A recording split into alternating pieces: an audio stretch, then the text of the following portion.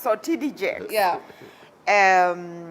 he's arguing that, you know, the vows in the format in which they were done from this day forward to love and to hold from this day, I cannot, actually on my wedding night, one of the things I was worried about, I'll forget the vows. But there's a vows traditionally, rich, Christians, poor. for richer, for poor, in sickness and in health. Yes. That the fact that couples these days are coming up with their own vows, it's part of the reason why marriages are breaking, because we are oversimplifying things. We should stick to the traditional vows. I've got my opinions, but since you've said vows already, CEO, what do you think? I'm a cultural person, so I believe in cultural setup. I believe that when you're getting married, you always have ups and downs. So when you make it very easy, or that in health you'll be there, in sickness you'll disappear, then you shouldn't get married. If you think that for rich or for poor, you met this guy with money and then he's auctioned, for example, we are in a very bad financial situation, then you leave. So I believe that marriage, we should actually try, because when you get married, why are you getting married? For companionship, one. And companionship does not give you a way that you'll only have the better times. There are also bad times. So for me, I totally disagree with cheapening of marriage vows. Cheapening of marriage vows just doesn't meet it. What do you think, Melissa, before I give my thoughts? I'm scared what you're going to say. I think I'm the same. I'm very traditional. Yes. I believe that when you enter marriage, it should be forever, and you should go into it knowing full well that it's not always going to be rosy, good. Yeah. I remember I was watching something on YouTube, was it yesterday?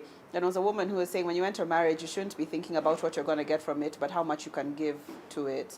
And so I think in that way, you shouldn't be in it for the good times that the other person can bring you.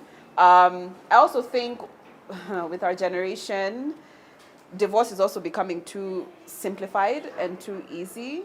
I definitely think there are obviously situations where divorce is necessary, but I do feel like more and more, it's just marriage in general has been watered down. The reasons that people are getting divorced, it's like you're going to end a whole marriage with family for these little things. So I think we need to take marriage more seriously and understand those dynamics. What do you think? I'm scared. So my thoughts are that, first of all, for the person who came up with the traditional marriage vows, was so clever. And I know it because I've been married been forever. Together with my husband 27 years, 7 of them, 20 of them actually married.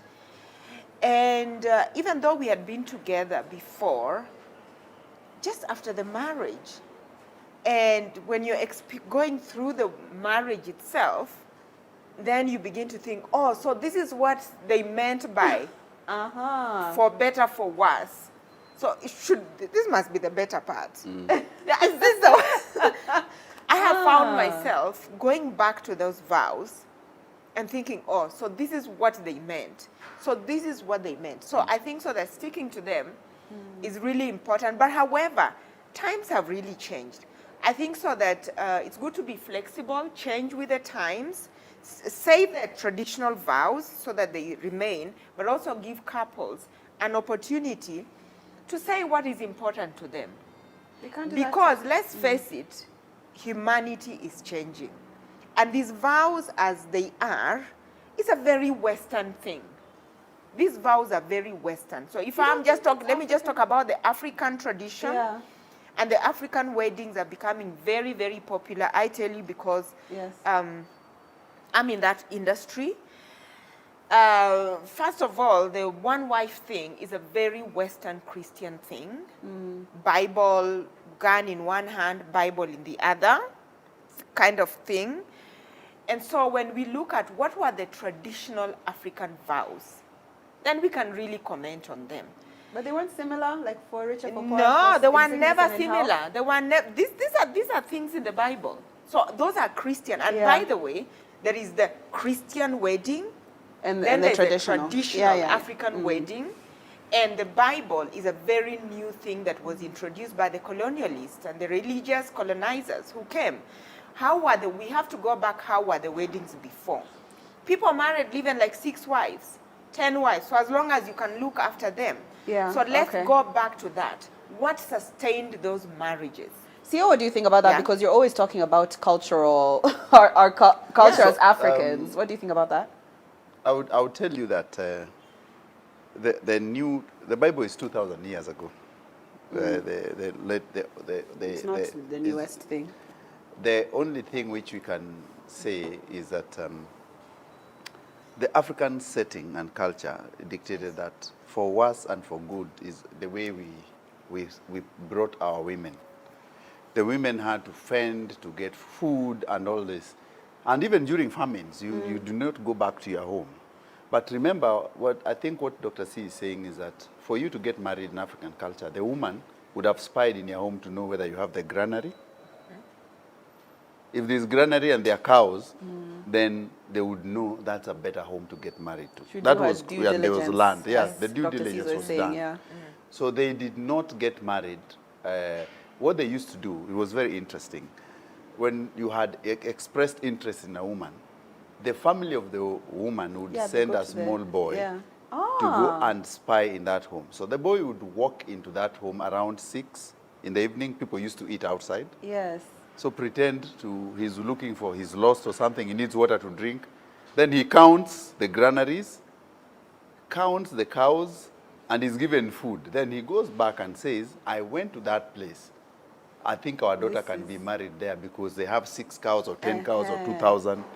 So that's how people used to gauge. So if you go for negotiations, they will suddenly say, you people, will you really feed our girl? That's the first thing. Yeah. Do you have cows? I don't think you can feed her. So that's how the bride price also was determined. So we Africans were very industrious in looking at ways of looking at that. But also, you knew that even the second wife and the third wife, the first wife had a hand on it. Yeah, You couldn't she had just to pick allow. a random Yeah. chick here. So, Okay. so I just to conclude, Yes, yes, yes. I'm just saying that the traditional vows were very, very well thought through, and it upholds the values that any commitment, lifelong commitment, whether you're marrying 10 wives, or you're married in a polygamous family, or you're the only wife, the values that couples should uphold. They are suitable, whether it's Christian Yes. or whatever religion. Yes. It's just sagely wisdom of a relationship.